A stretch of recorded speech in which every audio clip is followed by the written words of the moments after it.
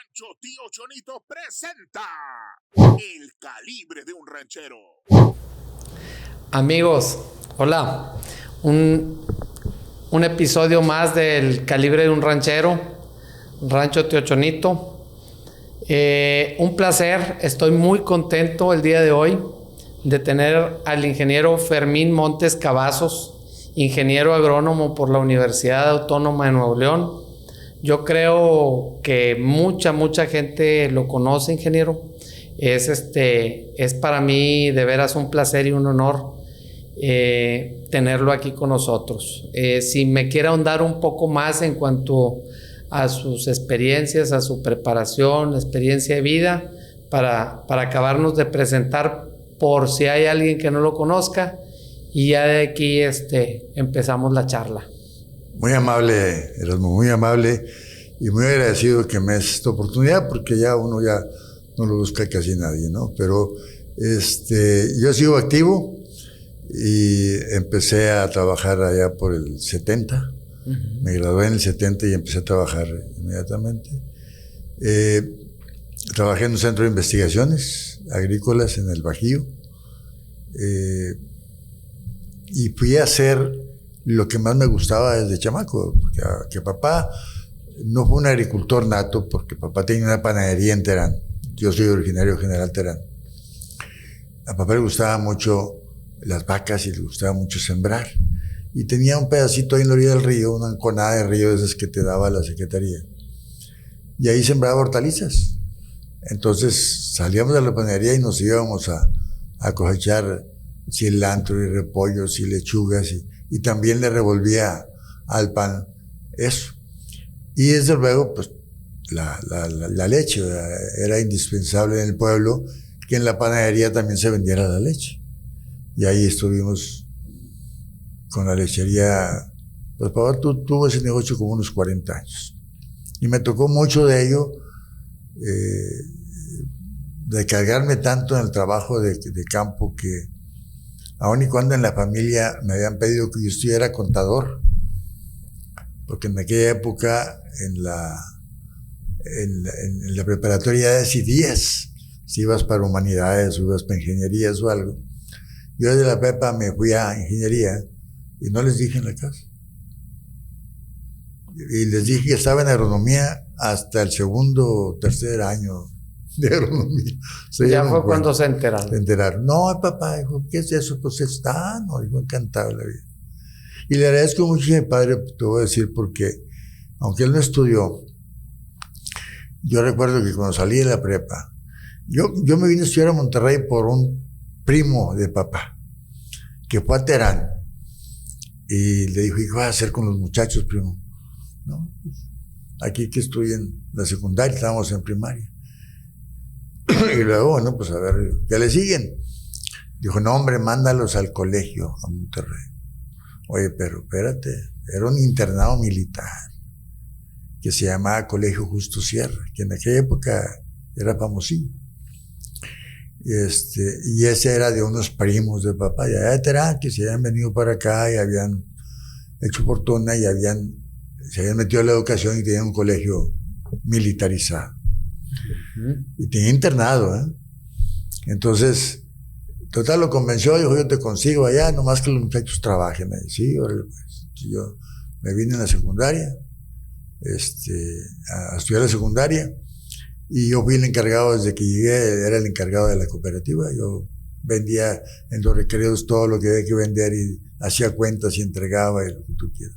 Entonces, toda esa experiencia fuera de mi casa, en un internado donde mandaban a mucha raza muy brava, de Matamoros, de Reynosa, de muchos lados. En la orilla del río son bravos todos. Todos venían a dar acá, algunos de ellos con muy malas recomendaciones, pero todos se enderezaban ahí. Ahí hay muchas historias, pero no es el caso. El tema es que yo termino ahí la secundaria y mi hermano, como el colegio tenía nexos con el colegio militar, mi hermano decide irse al colegio militar en México, porque había una conexión. Y yo me quedé a estudiar acá. entro yo a la preparatoria y el colegio Justo Sierra es una historia bien bonita ahí, porque el colegio tenía un sistema de trabajo de que había presidentes municipales, había diputados locales, diputados federales, senadores. Y había como si fuera la organización de acá, fuera para enseñar. Un presidente de la República Escolar Justo Sierra. Mira. Y cada salón era un estado, era una enseñanza de civismo y de política muy interesante. Y yo llegué a ser presidente de la República Escolar Justo Sierra. Entonces, ya en esa época yo empecé a ver que yo podía hacer algo más, pero decidí mejor regresarme al rancho a ayudarle a papá. Uh-huh. Y regreso al rancho y digo, papá, ¿sabe qué? Yo ya no voy a estudiar, me voy a quedar aquí ayudándole en el rancho.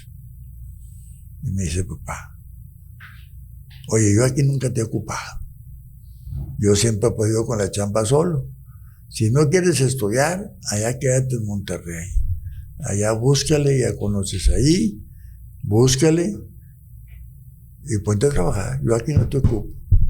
Claro. No, pues me regresé a estudiar. Pues sí. Pude entrar a la Facultad de Agronomía y ya me gustaba mucho la carrera, y entonces ahí inicié el primer aprendizaje en agronomía ya por el año del 65.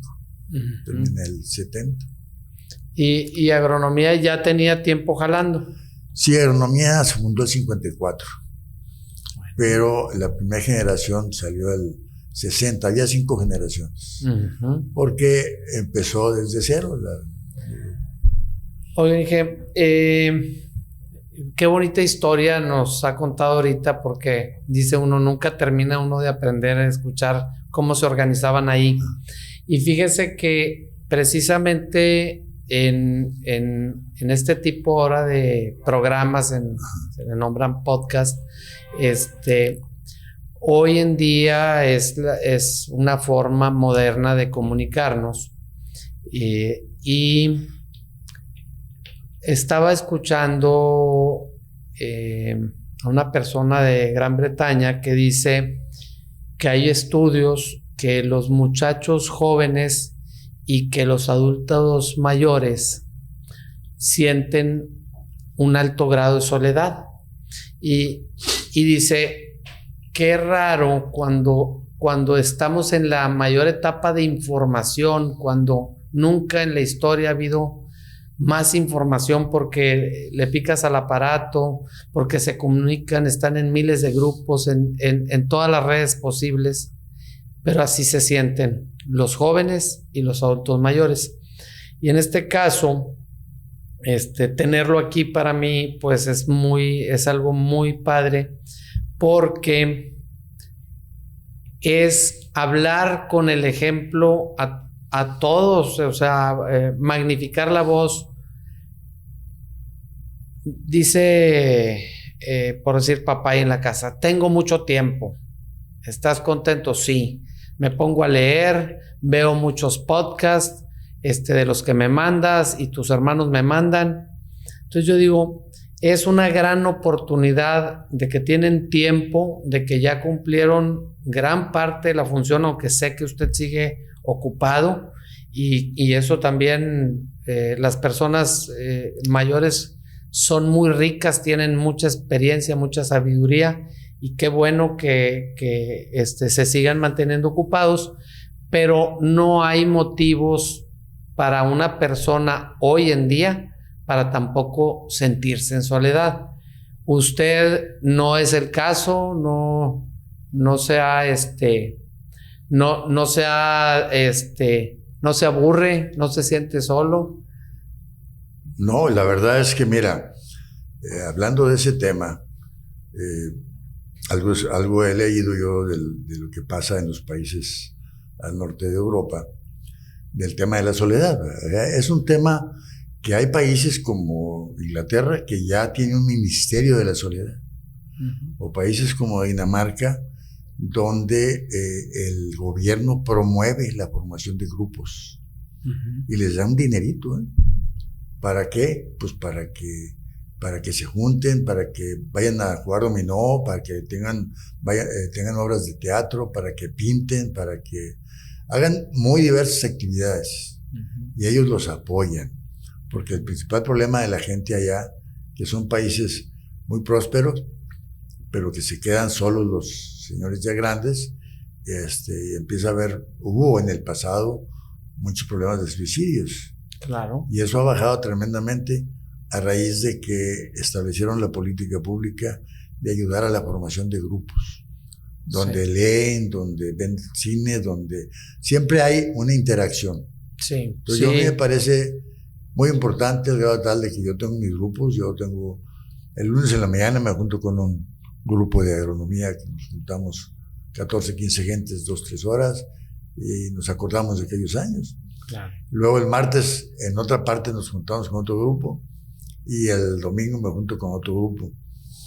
Y en los otros días me dedico yo a ir a los ranchos o a hacer cosas, procurando no estar solo metido ahí, porque la soledad te gana, ¿eh? Sí, no, y yo veo, por decir, a veces veo un mundo que ha cambiado, a veces los hijos se van a vivir fuera, el contacto, aunque sea todos los días y sea la pantalla, pero bueno, llegan y es un punto que dices, bueno, oye, pero te invito a un podcast. Nosotros, yo le digo, crecí yendo, tengo recuerdos de usted cuando en eventos, para quien no lo conocen, el ingeniero, ahorita nos vamos a ir de paso por paso porque quiero que nos platique. Fue director de agronomía y eso para mí, me gusta mucho todos los temas de educación, de ciencia, de conocimiento, y es algo muy padre, pero yo lo recuerdo en donde nos visitaba en las ganaderas una vez en Agualeguas, y tengo imagen muy clara de decir, bueno, pues ahí está el ingeniero Fermín. Entonces, ahorita invitarlo, que venga, que dices, oye, qué padre que nos mantengamos vigentes. Es mi interés seguir aprendiendo de todo, y que todos los que nos ven, que nos donan su tiempo viéndonos, pues somos ahora generadores de contenidos y de contenidos que valgan la pena. De decir, oye, pues vas a estar en la casa y te gustan las vacas, te gusta el rancho, te gusta el agro, los agronegocios, aquí vas a encontrar contenido que te va a dar alimento, ¿verdad? Entonces, me gustaría mucho que me platicara cómo llega usted a agronomía. ¿Por qué la vida lo lleva?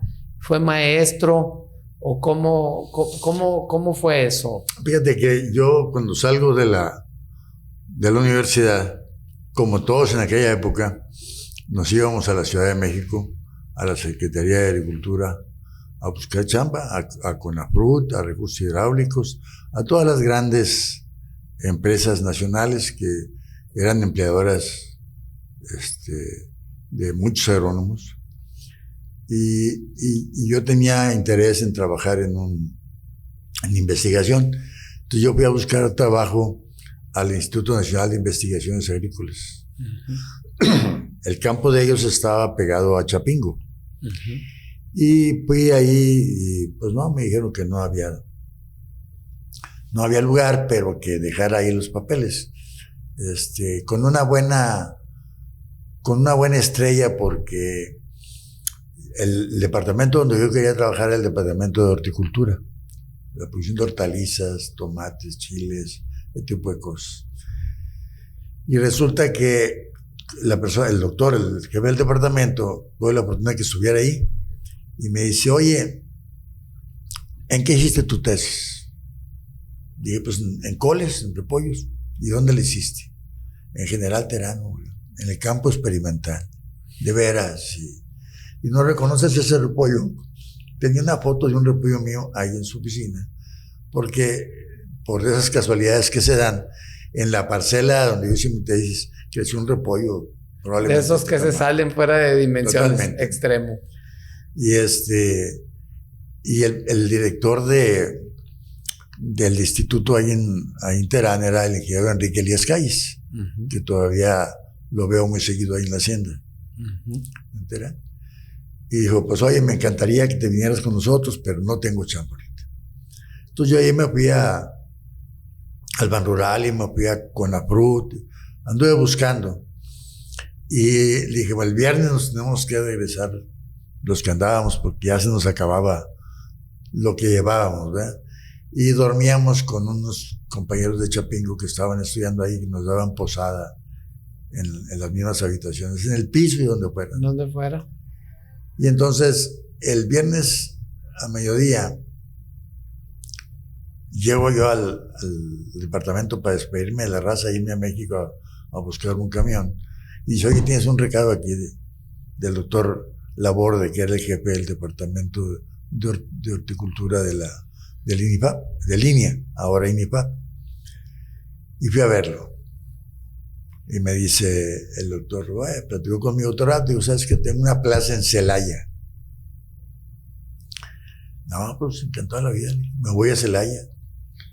Y entonces, ya cuando acabamos de platicar todo lo que iba a hacer allá y quién iba a ser mi jefe allá y todo, le digo, oiga, doctor, yo quiero que me dé la oportunidad, ahorita yo me regreso a Monterrey, a Terán, traigo ropa y un poco de dinero, y el domingo ahí estoy en Celaya. Dijo, ¿quieres la chamba o no la quieres? Fíjate. Sí, pues al estilo. Entonces dije, no, me voy a Celaya. Dijo, no te creas, pues ¿qué vas a hacer el sábado y el domingo para allá? Arráncate.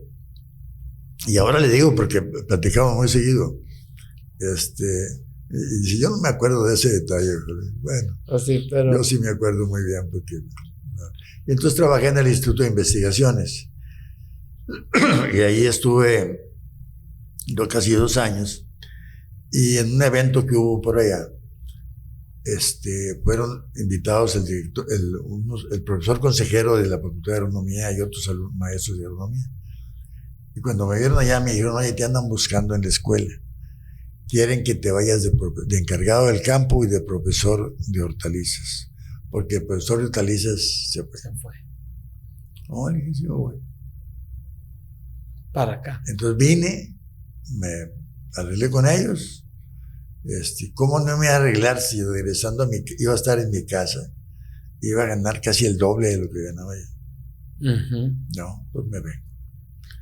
Y además me encantaba la chamba. Entonces yo estuve de jefe de campo a partir de finales del 71 hasta el 2000, principios del 2004. 71 al 2004. Se echó 33 años. 33 años. Y entonces, bueno, esa etapa para mí fue una etapa muy bonita porque yo siempre fui en la facultad profesor investigador. Y me tocó ser director la primera vez, porque en aquella época eran elecciones ya de veras. Sí, o sea, de verdad. El que ganaba era el que, ese es el que se llevaba la elección. Y yo gané la elección en el 74 y entré de director del 75. Yo tenía 27 años, acababa de cumplir 27 años. Entonces entré de director y luego cuando terminé de director me fui a estudiar la maestría a Nuevo México, a las Cruces, maestría en horticultura. A la Universidad de Nuevo México, a la estatal. A la estatal, la que está en Las Cruces. Y bueno, después regresé y volví a ser director. Terco el pelado. Sí. Pobres muchachos. No, no fue muy bien. ¿Y alguna anécdotas, experiencias de esas, de las que más recuerde, de las más bonitas, porque, por decir, la presa a la juventud, ¿usted la hizo o usted le puso el nombre o la rebautizó? Okay. Yo la hice, me refiero a que había un profesor en la escuela, un ingeniero civil, ya murió, Jorge Villarreal. Él diseñó la presa. Y cuando yo gané la elección, me dijo, pero mira, si se hace el proyecto de irnos para allá, se puede hacer una presa en Marín. Y ahí empezamos a pensar en eso. ¿Era el ingeniero Jorge Villarreal el que estaba aquí en Flora y Fauna? Sí, claro. Que no, pues fue maestro de nosotros. El otro día revisando nosotros, dije, oye, del 2000 al 2012 nos impartió cursos con él de mediciones de astas, de venados. Fuimos, un maestrazo. Además, aprendimos bastante con él. Además de un buen profesor, Dios lo tenga en un su ser santa humano. gloria. Sí, Muy sí, íntegro, con muy nosotros íntegro. nos credencializó, nos capacitó en cursos de cazadores responsables. Hubo mucha cultura en todo el tema de ganadería diversificada. Mire, y entonces él fue el que... Él fue el que visualizó la presa. 2 años después, cuando yo volví a ser director, el tema es que hacer una presa de esas para una escuelita de agronomía, pues... ¿Y cuántas horas o cuánto por cuánto pisos? Déjame decirte que lo que hicimos nosotros fue, primero que nada, en esa época nosotros compramos un rancho. Uh-huh. Nos ayudó el gobierno federal y la universidad, el rancho de allá en Marín. ¿En Marín? Y empezamos la facultad allá. Que yo con paso todo lo que eso una vez a la significa. semana, paso por ahí. Que bueno, pues ahora está media abandonada, pero en esa época fue muy, muy, muy bonita, fue muy, muy sonada la escuela, pero el tema era, hay que aprender haciendo. Uh-huh. O sea, yo cuando me peleaba ahí con los demás compañeros decía, oye, ya dejen de estar fertilizando en el pizarrón y ordeñando vacas en el pizarrón, porque pues qué chulo lápiz. Vamos a hacerlo en Con campo. ese lápiz te sale todo muy bien, pero vámonos allá abajo. Y entonces, bueno, ganó la idea esa, nos fuimos allá. El presidente Echeverría nos apoyó y el doctor Luis Eugenio Todd también. Y entonces se logró. Se planeó, ahí desde que tenían el rancho, ahí les gustó, trajeron, no. ¿Cómo fue? Hubo varias ofertas, ¿verdad? Y tuvimos que decidir en una oferta que fuera representativa del Estado. Uh-huh. Porque él decía, vámonos a Montemorelos. Sí, nomás que a Montemorelos significa poner un internado. Y ir y venir todos los días está muy difícil. De aquí a 30 kilómetros pues no está tan difícil. Y la otra, Montemorelos, no es representativa de la mayor parte del estado. Aquella zona semidesértica, más difícil, sí es más representativa. Total, fue la que se nos presentó con oportunidad para adquirir. Se compró el rancho y se empezó a trabajar ahí, a construir edificios y hacer la presa, una cosa muy bonita. Le tocó, usted le puso el nombre así. La juventud. La juventud. Inspiración, algo mística, nada. Eso fue. Por ahí está hace un poquito me dijeron, porque hay varias versiones, ahí hay versiones de que no, que la hizo otro. Le dije, bueno, pues ahí está el periódico. ¿Dónde? Pues aquí está. Yo tengo todos los recortes del periódico y se los acabo de ir a dejar allá, porque van a escribir un libro, porque en el libro anterior no saben quién hizo la presa. Pues, bueno. ¿Cómo? Le dije, si aquí están muchos maestros que están... Aquí este tipo de cosas, ahí van a quedar de la viva voz, ¿verdad? La presa esa tiene una superficie de 30 hectáreas y almacena 1.100.000 metros cúbicos, y con eso podíamos regar pedazos grandes de tierra, y lo hicimos. Y además hicimos dos. Una presa que ya existía arriba y le hicimos una presa cuata arriba de esa. Uh-huh. Entonces teníamos pedazos de riego interesantes. Y con eso ahí hacían sus prácticas. Pues eso nos dio para tener un establo, para tener porquerizas, para tener producción de forraje y producción de muchas cosas, ¿no? Le tocó, tenían creo que vacas charolais ahí, una vacada. Ahí primero que nada, lo que primero tuvimos fueron vacas Holstein, uh-huh, acá en el Canadá. Uh-huh. Cuando yo estaba jefe de campo, hicimos un establo y pusimos unas porquerizas, uh-huh, apoyados por el ingeniero Tapia. Y empezó a crecer acá eso. Todo eso nos lo llevamos para Marín. Y en esa época, yo no estaba director, se compró un lote de vacas charolas para tratar de emular lo que se iba a hacer en Linares. En Linares con Cimental y acá con Charol. Con Charolais. Y acá empezaron a trabajar con el Charol, pero nunca se desarrolló tanto como allá. Pero la escuela tenía una característica, producía mucho. nosotros teníamos ingresos muy altos de las ventas de plantas, de los viveros, de leche, de carne de cerdo. Llegamos a tener una planta que producía leche pasteurizada, quesos, otra planta que producía jamones. Entonces aquí se vendía en la universidad, se sigue vendiendo ahí en la universidad. Sí, pues aquí en el campus que tienen aquí ahorita, muy cerca, aquí por la carretera Laredo, tienen su tienda.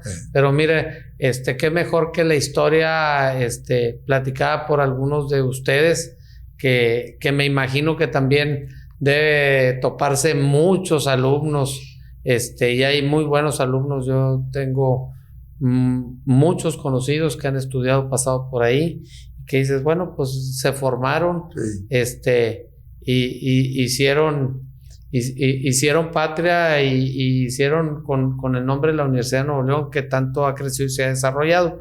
Y pues bueno, digo, es que bueno, una cosa,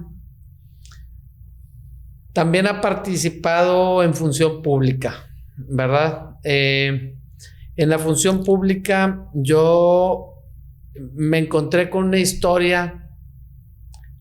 La gente es muy agradecida cuando se le ayuda, y yo me imagino que cuando participó también tiene historias donde pudo ayudar, que la gente siempre nunca llega con las manos vacías. Oiga, ingeniero, en este tema, en lo didáctico, que a veces la palabra ayuda a veces pues no nos suena tan sabroso. Y yo dije, oye, pues hablando de cuestiones educativas, hay muchos sinónimos para que nos vean. Yo dije, oye, cooperación, auxilio, socorro, colaboración, asistencia, favor, fomento, contribución, subvención. Todas esas palabras son sinónimos, como le quieran nombrar, pero cuando la gente se porta bien de cualquiera con esos términos, y la gente regresa. Sé que lo han encontrado en muchas partes y le han dicho muchas gracias.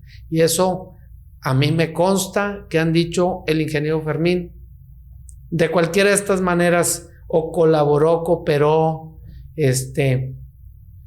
cómo se siente el llegar a las comunidades cuando usted, aquí en este programa pues no se habla de política y de religión, pero pues como es un trabajo, la función pública, cuando uno tiene la oportunidad de servir, porque se supone que son servidores públicos, servidores de los demás, pues yo digo, cómo se sentía de que llegara y estuvieran las puertas abiertas, el regalo, el detalle, la carne. La gente es muy...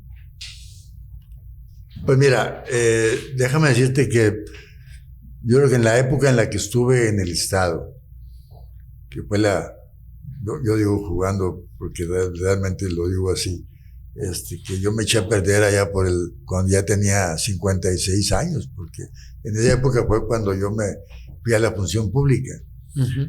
Pero fue una época espléndida para mí, ¿verdad? Porque me encontré, yo criticaba mucho al gobierno, ¿no? Pero mucho, y lo sabían. Y cuando me dan la oportunidad pues de estar ahí, porque yo llego primero a la Corporación para el Desarrollo Agropecuario, porque yo fui asesor técnico de don Guillermo Zambrano. Ok. El dueño de... Sí, okay. Fundador de la Asociación Branco Rojo de México. Así es. Metalsa aquí es una de las estrellas de nuestra zona industrial. Un personaje. Emblema. Un personaje, don Guillermo. Y entonces él lo invita a Natividad a ser presidente del Consejo Estatal Agropecuario, ciudadano.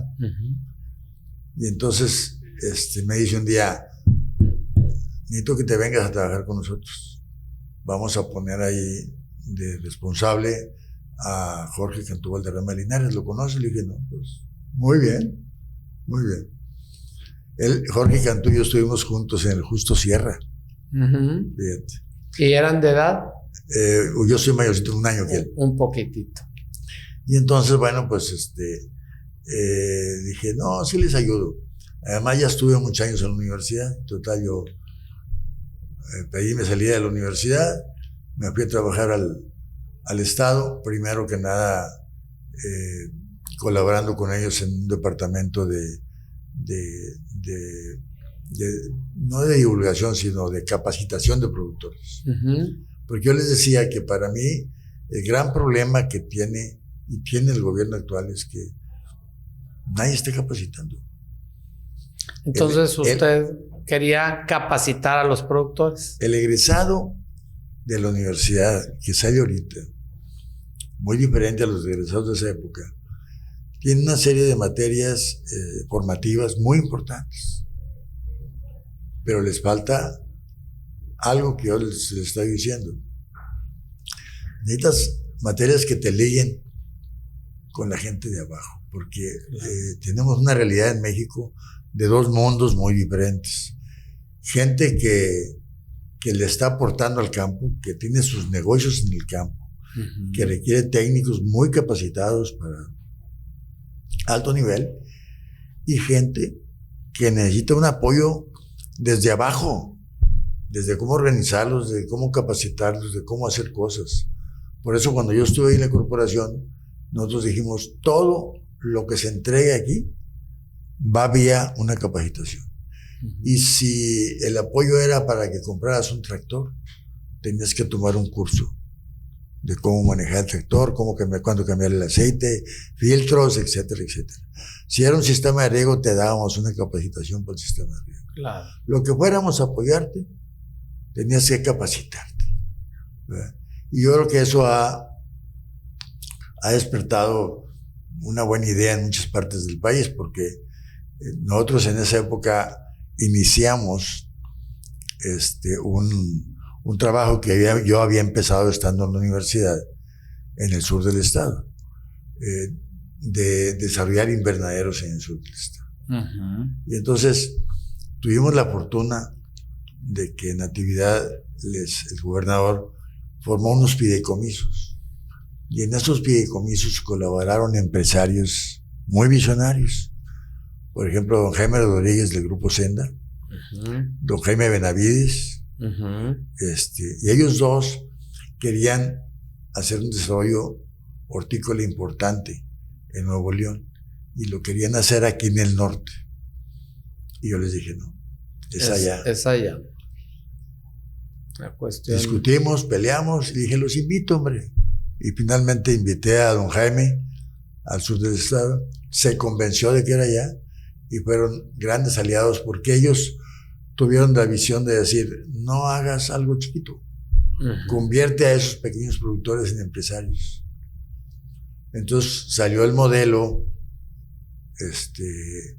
a través de Fidesur, de lo que ahorita está funcionando. Ya tiene 16 años, 17 años funcionando ese proyecto. Yo estoy muy enterado. Nosotros también ahí, Tío Chonito participa perfectamente. Tenemos tierra ahí en el sur del estado, ahí en San Rafa.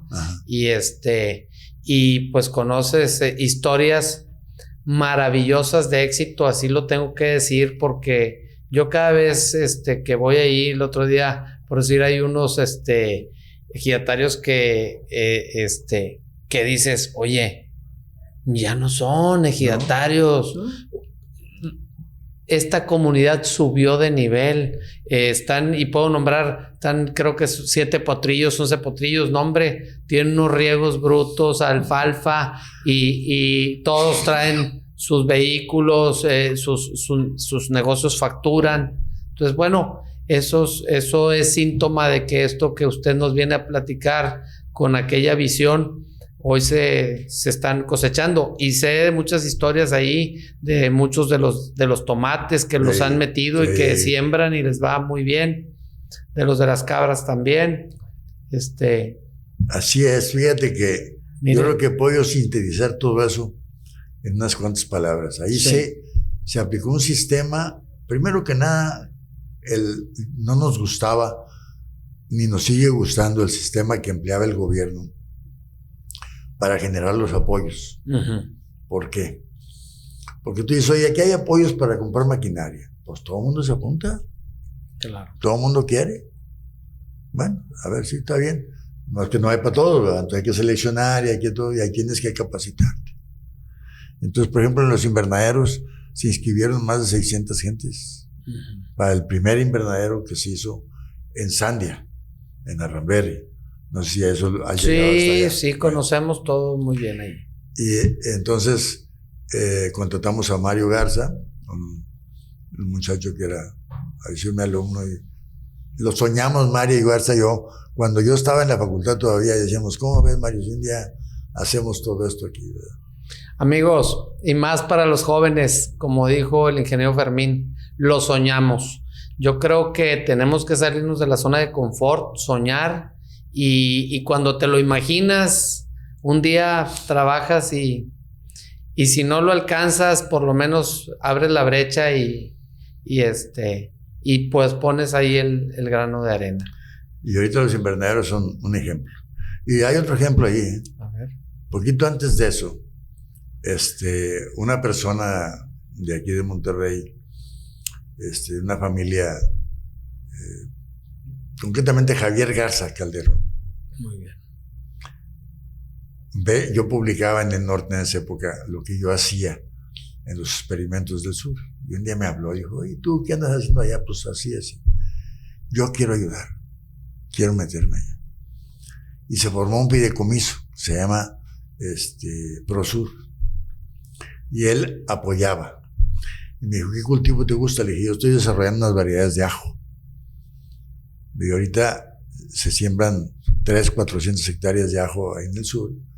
Y es un buen cultivo rentable, un cultivo que le ha dado vida a mucha gente, que genera mucho empleo y es otra cosa de la que yo me siento muy contento. Yo sé que hay una variedad de ajo que se llama variedad Fermín. Don Fermín, sí. Platíquenos, don Fermín. Ajá. Y eso se lo pusieron por... Bueno, es que... ¿O usted la desarrolló? Esa la desarrollé yo estando ahí en el campo de La Chona. Y entonces, cuando yo vi que ya era importante que la gente empezara a sembrarla, que había gente que se arrimaba y decía, oiga, pásenos un poco de semilla. Sí, les empecé a pasar semilla para que sembraran y la fueran haciendo más grande el lote hasta tener hectáreas.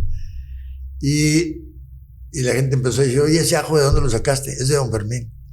Y es de don Fermín, y así se le quedó. Entonces, en Zacatecas también se le conoce como Prosur o don Fermín. Prosur o don Fermín. ¿Qué característica tiene en especial o qué diferencia había contra lo que se manejaba en ese entonces? Pues mira, es un ajo jaspeado, muy parecido al que se da en Zacatecas, pero este ajo resiste más el frío. Es un ajo que florea, muy macizo. Entonces, lo que hicimos fue seleccionar por número de dientes. Como no echa semilla, entonces la única manera de seleccionarlo es por el número de dientes. Entonces tú dices, bueno, ¿cuántos dientes debe tener una cabeza para que los dientes estén grandotes y el ama de casa no batalle para pelarlos? ¿Cuántos? ¿Verdad?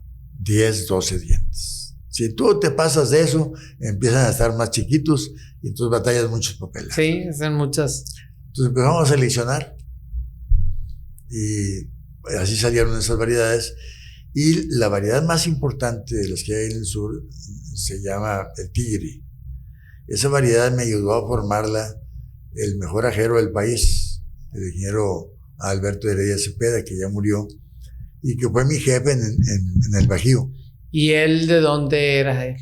Originario. Era, de Tacáscuaro, Michoacán. Ajá. Y él, cuando supo que yo estaba acá, y que yo estaba sembrando ajos, trajo unos ajos que él colectó en Veracruz, en Perote. Dijo, Fermín, quiero sembrar estos ajos allá en tu tierra. Tráetelos.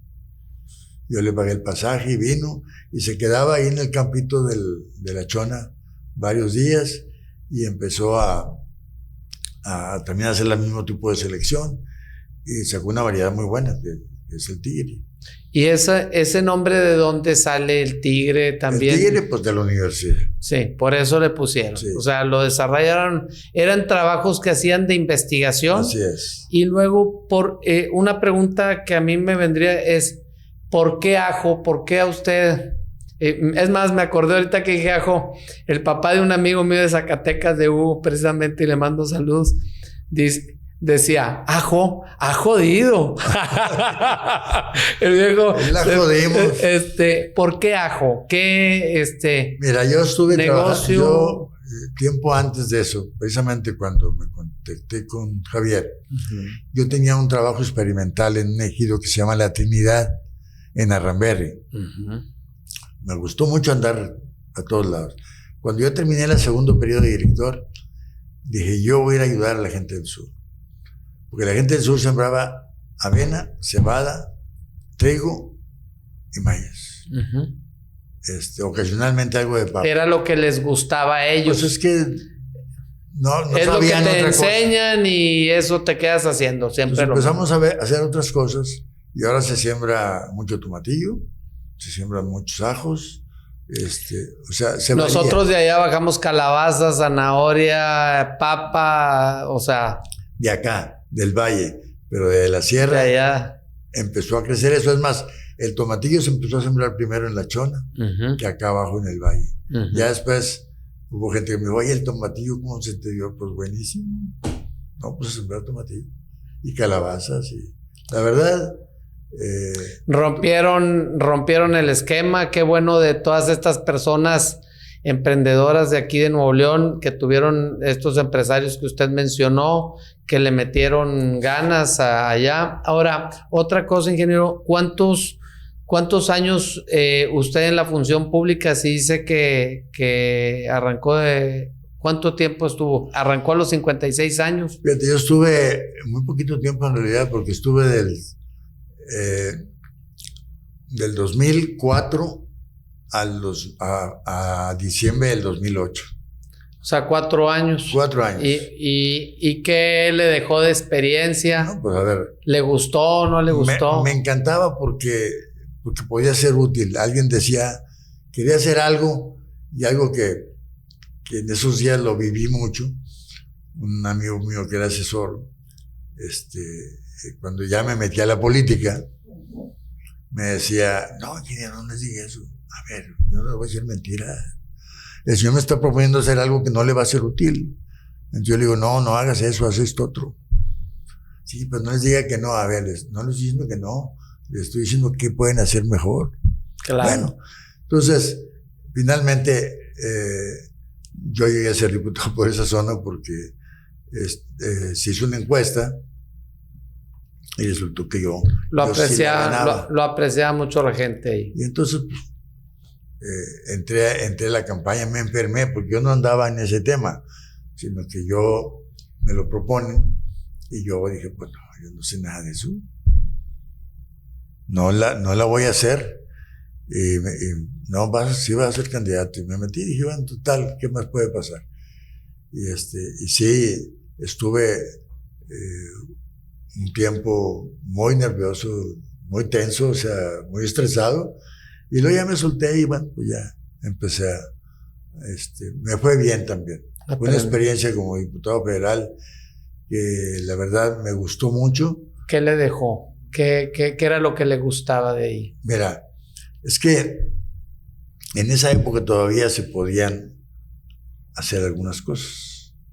Y en los decretos de egresos ahí todavía había cosas que se plantaron cuando yo estuve ahí y que yo las propuse. Entonces, bueno, lo más importante de una persona es que llegue a un lugar de esos y pueda generar una política pública que beneficie a la gente. Sea un agente de cambio para bien. Sí. Y no hay necesidad de que andes hablando y gritando mucho. Simplemente, a ver, yo propongo hacer esto para beneficiar a la gente de esta manera.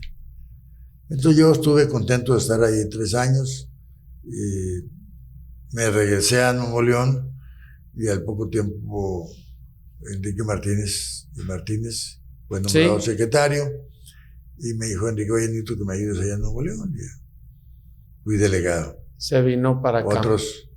Otros 4, del 13 a fines de enero del 17. Ahí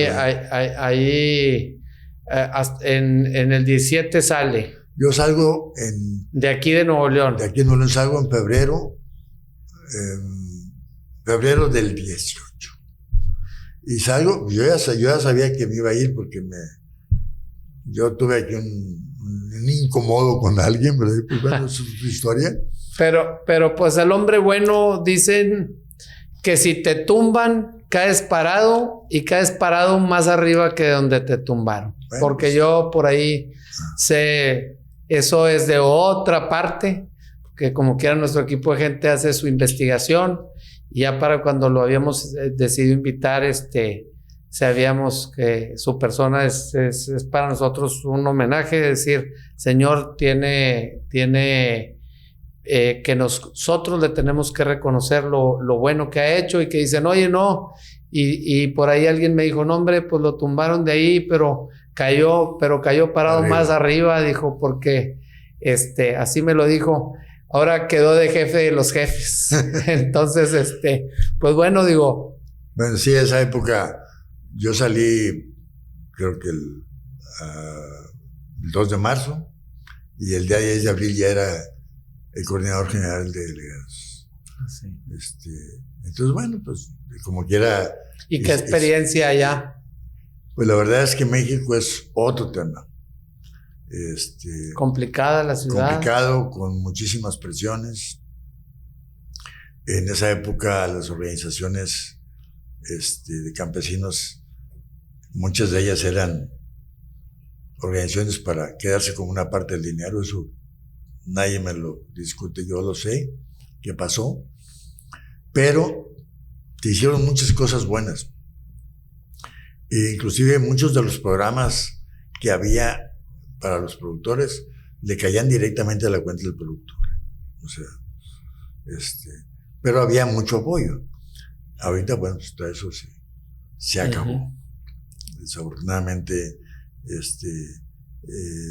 no hay la visión, no ven en el campo a un eslabón importante, pero creo que lo que se hizo en esos años demuestra que si tú apoyas al campo con cierta efectividad, el campo te puede responder.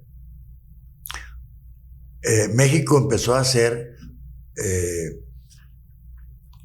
no deficitario en dólares, pues empezó a exportar más de lo que importaba en dólares a partir del 2015. Entonces, cuando empezó ya empezamos a tener números negros. Así es. Entonces iba muy bien y sigue siendo muy bien porque México tiene una característica que se supo aprovechar. Es un país donde tú puedes cultivar tomates todo el año, calabacitas todo el año.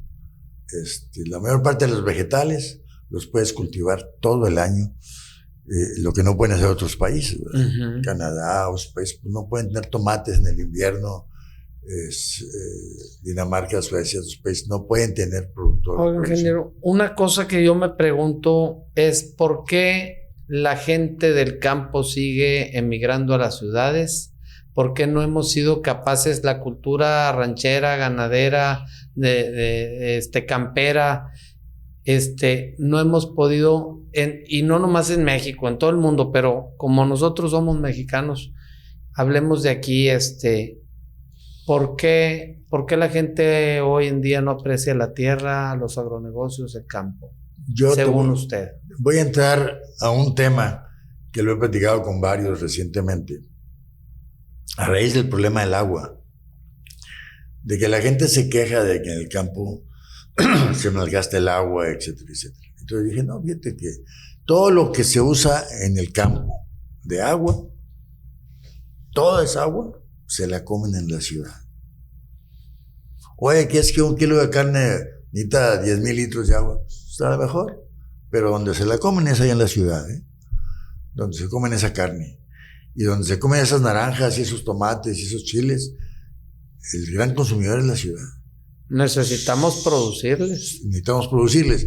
Entonces, Quizás ha faltado que alguien se meta a esto. Yo ahorita acabo de empezar a participar más fuerte en el Consejo Estatal Agropecuario, porque les digo, oye, tenemos que empezarle a dar a entender, a conocer a la gente que el problema del agua es un problema de todos, no es un problema como lo quieren hacer ver aquí, que los agricultores nos estamos gastando todo el agua. Además, les puedo demostrar con números que los datos que traen la Secretaría de Agricultura y de Recursos Hidráulicos son totalmente errados. ¿Qué sucede? Sucede que nunca le hemos podido decir a la gente, de alguna manera no le hemos podido transmitir a la gente que el trabajo que hacen los productores, aunque Nuevo León no tiene un buen cielo y un buen suelo, porque la realidad, si comparas a Nuevo León con otros estados del país, pues no somos buenos, no tenemos buen clima. Sin embargo, no andamos mal en la producción, ¿eh? La gente de Nuevo León es muy emprendedora, ha hecho las cosas muy bien en muchas áreas. Entonces, bueno, el tema del agua es un tema que tenemos que hacerlo juntos, pero tenemos que convencer a la gente. Ahora que antes de la lluvia del Alberto, ya había muchos rumores, en varios periódicos salía, los agricultores están desperdiciando el agua. Pues no es cierto. Si hay un estado del país que tiene tecnificado su riego, aparte de Aguascalientes, que es muy chiquito y que lo hicieron hace años y está todo tecnificado, es Nuevo León. Si tú vas a San Rafael seguido, tú no te encuentras una hectárea que rieguen rodado, ¿eh? Todas se riegan con presión. Pivotes, centrales, cerroles, y goteos. Ahora hay muchas cintillas, goteos. Yo paso y me panaleo de que dices, y uno nuevo cae, otro nuevo ya. Mis respetos, yo pienso, a mí me encantaría ver más iniciativa privada participando en producción de alimentos, nombremos agricultura, ganadería u otro tipo de alimentos, porque hay de muchas formas en las que podemos participar. Yo creo que, pues bueno, a mí me gustaría y hago un llamado a decir, oye, pues a los jóvenes, aviéntense, sálganse y sirva de que sepan que es deber, ¿verdad? Pero sí me gustaría que siga la gente echada para adelante. A ese punto tenemos que llegar. Uh-huh. Yo estoy de hace un tiempecito para acá pensando que todos los productores pequeños, si no se asocian y no crean economías de escala, como se hizo en los invernaderos, hay varios programas muy importantes. Se asociaron, hicieron economías de escala y tienen un programa de gobernanza, ellos se gobiernan solos, ¿verdad? Que es lo que necesitamos, porque si alguien da problemas, pues solito se hace para un lado, lo hacemos para un lado, y tenemos que trabajar en redes de contactos para poder trabajar juntos aquí y luego también que les quede un margen decente, correcto, y otro margen para acá, porque también debemos de entender que a veces las cosas están complicadas también en la ciudad, los tráficos no caminan, las energías cuestan, entonces, pero algo bien balanceado. Y yo creo que sí va. Otra cosa, ingeniero, vivimos en una época en que todo mundo queremos especializarnos. Y lo platicaba usted, fue ingeniero agrónomo. Hoy hay ingenieros agrónomos o tecnistas, ingenieros en producción animal, ingenieros agrónomos en producción de pastizales y con acentuación de esto. Y por otro lado está el tema generalista, que cuando la gente se especializa mucho, pues sabes mucho de muy poco y dejas de saber de todo lo demás. ¿Qué nos puede decir hoy al respecto? ¿Qué piensa usted de eso? ¿Cómo? Mira, hace años alguien me dijo, oye, ¿qué ventaja tiene un ingeniero, una persona que estudió, un agrónomo, contra un campesino que ha sembrado toda su vida? ¿Cómo le puede ganar ese ingeniero a ese campesino? Bueno, yo te puedo, porque lo he vivido, yo te puedo asegurar que lo que ese agricultor le costó 25, 30 años aprender, el técnico, el que estudió, el agrónomo, si tiene la voluntad, en 2 años o 3 lo asimila y lo puede empezar a mejorar y lo puede empezar a cambiar. ¿Verdad? Entonces, es la gran ventaja que yo veo de haber estudiado. El tema es que el mundo del conocimiento se ha hecho tan amplio, es que ahorita si tú ves las carreras, por ejemplo, aquí en agronomía tenemos biotecnología, industria alimentaria, agronomía y agronegocios, ¿verdad? Entonces tú dices, bueno, ¿y qué pasó con lo que había antes? Porque antes la escuela tenía ingeniería agrícola, tenía la de ingeniería agrícola, tenía lo de alimentos, tenía desarrollo rural, tenía parasitología, tenía suelos, o sea, había muchas especialidades, carreras completas. Bueno, pero el mundo cambia, el tiempo cambia y digo, y en los cambios ahorita también me acordaba de esto. Hoy la gente, conectándome a los muchachos, más que todavía a los mayores, porque a veces estamos ya más definidos, tienen que hacer muchas decisiones todos los días. Y yo digo, ¿para qué tanto? Van a un café y quieres café y lo quieres y latte y puccino y quién sabe qué y con crema y con esta y con la otra. Y dices, oye, el muchacho ya tiene que estar pensando en tomar 20 decisiones. Y dices, y no son importantes. Y antes, si ya te ibas de gane con un café o con... café negro. Entonces, esa evolución que también no debemos dejar de mirar, y eso me lleva... Tenemos muchos problemas nuevos. Ajá. Y a veces nos alarman. Acabo de hacer un viaje y oye, para entrar, pues llegabas a las ferias, era feria de ganadería, y pues pagabas el ticket y entrabas, y ahora no. Oye, fuimos lejísimos y pues un problema oiga, pues el escáner, pues ¿cuál escáner? No, pues que tiene que traer oye, no traigo ni siquiera señal, vengo de otro país, y luego pues que váyanse con esto, y nos la complican. Y yo digo, ¿por qué a veces la vida, en lugar de hacerse más fácil, se complica más? Pues son problemas nuevos. Pues mira, lo que pasa es que en todo ese tipo de cosas, yo siempre a veces soy muy mal pensado, pero siempre hay algo atrás. Por ejemplo, ve a sacar un arete. ¿Ah? Ve a sacar un arete ahorita. Sí, bueno, dices tú, caray, ¿por qué tantos enredos? Claro. Bueno, dices, ¿cómo le va a hacer un ejidatario? Me habló un pelado de un ejido que se llama El Rucio.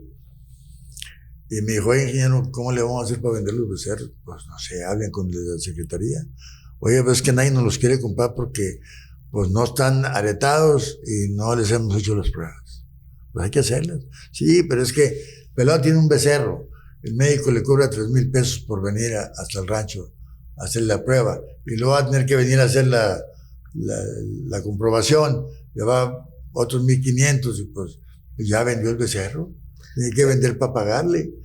¿Qué van a hacer? Soluciones prácticas. Bueno, a ver, en el pasado, yo sé que ahorita ya es un poco diferente, pero a mí me tocó eso cuando yo estuve en la Secretaría.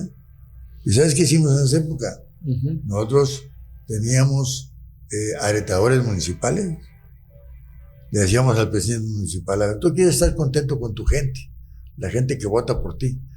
Pones un médico veterinario de aquí del pueblo que sea el aretador municipal y que sea el que presta el servicio a toda la gente, y tú apóyalo para que le dé servicio a la gente y que la gente sepa que tú lo estás apoyando. Se trata de que se beneficie la gente. Por ejemplo, a lo mejor no se puede hacer ahora. En esa época, el otro gran problema que teníamos es que no había corrales, uh-huh. Allá en el sur sobre todo. Entonces compramos un trancazo de corrales móviles y los repartimos en los municipios. Y entonces el corral se iba moviendo y la gente iba moviendo su ganado.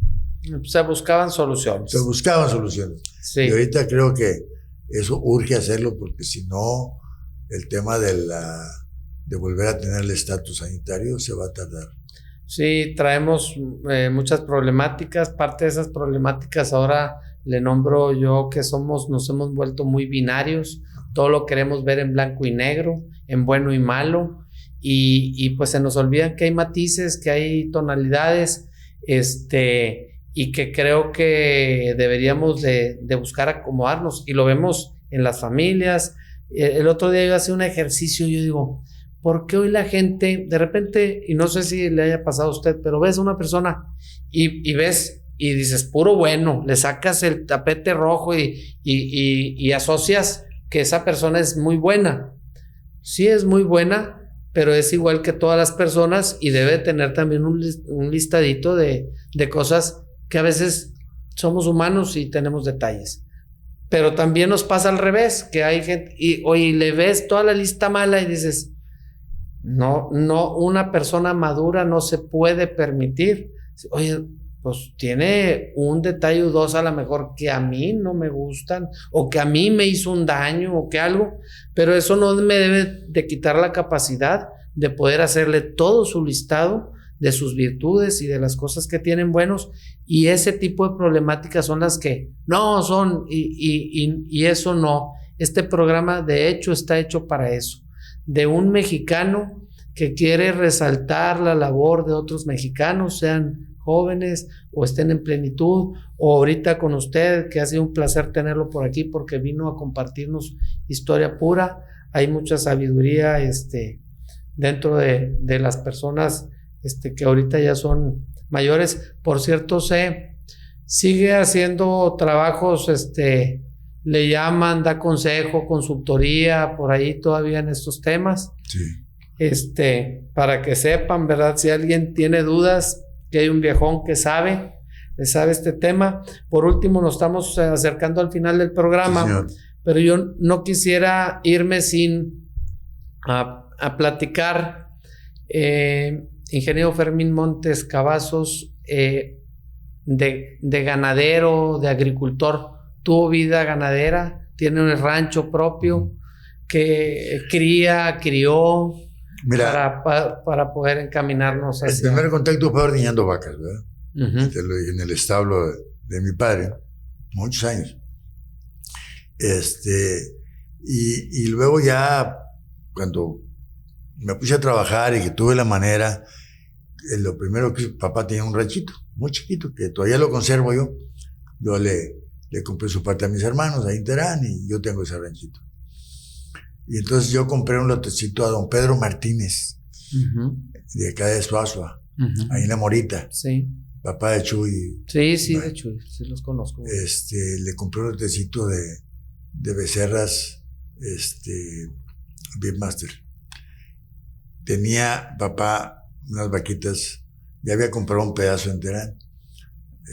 Tenía unas vaquitas bremas, y cruzadas y todo eso, y las del establo aparte. Y entonces yo metí ese lotecito y empecé a crear. A crear ahí. Y luego, cuando estaba de asesor con don Guillermo Zambrano, me dijo, ¿qué estás creando ese montón de pelos?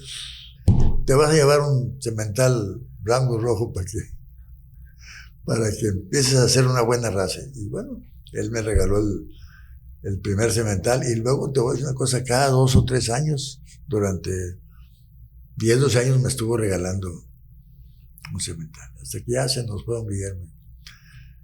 Y yo he seguido con esa línea, y tengo un lote muy chiquito porque mi rancho es muy chico, uh-huh, pero yo tomé la decisión.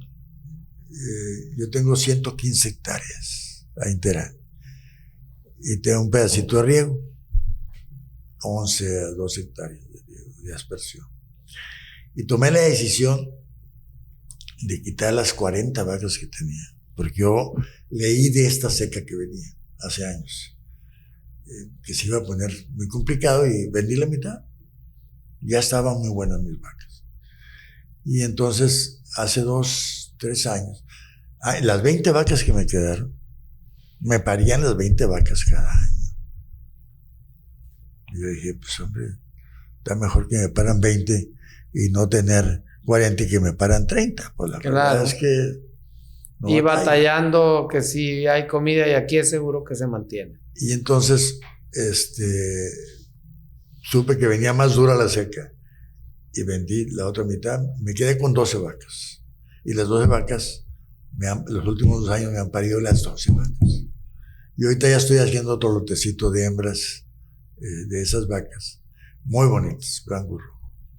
Y la verdad no tengo interés de crecerlo mucho porque no tengo manera. O sea, yo tengo un rancho muy chiquito. Entonces, mi rancho es para divertirme, le saco un poquito de dinero y mantengo al trabajador, pero yo no sé si vayamos a poder sobrevivir los pequeños ante las nuevas reglas que está estableciendo el gobierno federal. O sea, yo no sé si le han puesto atención a los nuevos dictados de la ley del trabajo, a lo que tienes que hacer tú como dueño de un ranchito, que tienes que ponerle hasta guardería a los niños del rancho y si trabajan contigo y no viven en el rancho, tienes que asegurarte que tengan una buena casa donde vivan.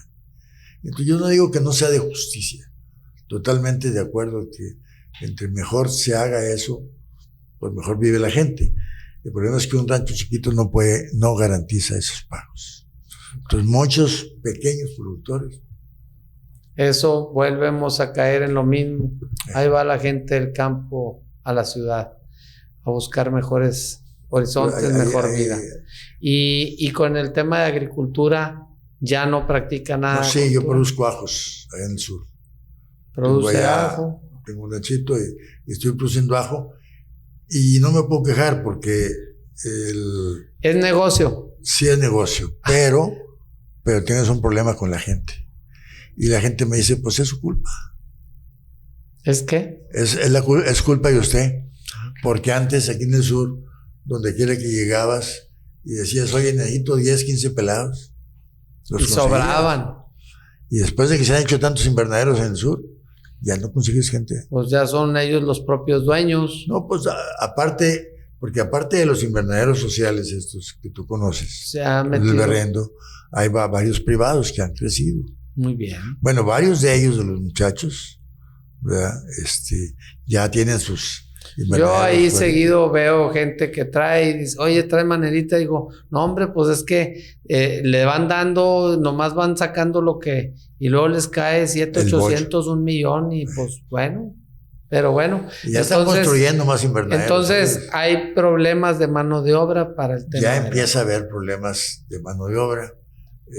Porque a la gente le gusta trabajar además acompañados. Y en un invernadero andan 3, 4 y se junta la raza y lo juegan voleibol en la tarde o qué sé yo, ¿no?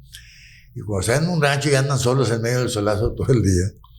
Cambia la cosa. Entonces, yo no sé qué vaya a pasar, pero Pero ajo no vamos a dejar de comer. No. Alguien lo va a tener que producir. Yo, sigo produciendo un poquito ahí y todo se lo vendo directamente a una tienda y ahí vamos. Yo le agradezco mucho el que nos haya venido a acompañar. Siempre a la gente que nos visita les digo si traen algún mensaje para la gente que nos ve, algo que para usted sea importante hoy, que nos quiera dejar con un mensaje del ingeniero Fermín. Pues mira, híjole, me hubiera preparado algo, hubiera sido interesante. Yo en Nuevo León he visto, no lo he visto, pero he estudiado y he visto que el desarrollo de Nuevo León se dio primero del campo a la ciudad. La gente que llegó a Nuevo León, con Diego de Montemayor y Carvajal y todos ellos, empezaron con puros trabajos agrícolas. Producían lana, producían carne, producían maíz, producían muchas cosas agrícolas. Y fueron esas haciendas y esos lugares donde se producía mucha agricultura las que generaron capitales que la gente decía, oye, pues aquí está muy riesgoso porque el granizo viene y te mata, una helada viene y te truena, una plaga viene y te... ¿Por qué no le invertimos tantito allá en el pueblo y ponemos un comercio, una actividad más segura? Entonces, he documentado temas de que en esos años mucho del capital que se hizo en el campo vino a fortalecer a las ciudades y se formaron las grandes ciudades. Y ahora yo espero, quizás sería el mensaje, yo espero que mucha gente que está en la ciudad, que se ha fortalecido y ya son capitales muy importantes aquí en Nuevo León, que no se olviden del campo, que no le echen y no le digan, estás haciendo malas cosas, sino que voltees y le digas, ¿cómo te ayudo? ¿Cómo me asocio contigo? ¿Cómo hacemos las cosas juntos? Que no se olviden de los orígenes. Qué bonito mensaje, ingeniero, un placer. Aquí en el Calibre de un Ranchero y Rancho Teochonito es su casa y verdaderamente, amigos, qué bonito mensaje el día de hoy y 4x4 a darle. Ingeniero, muchas gracias. Muchas gracias a ti, muy amable señor, por la invitación y gracias a todos por habernos aguantado este rato. A darle.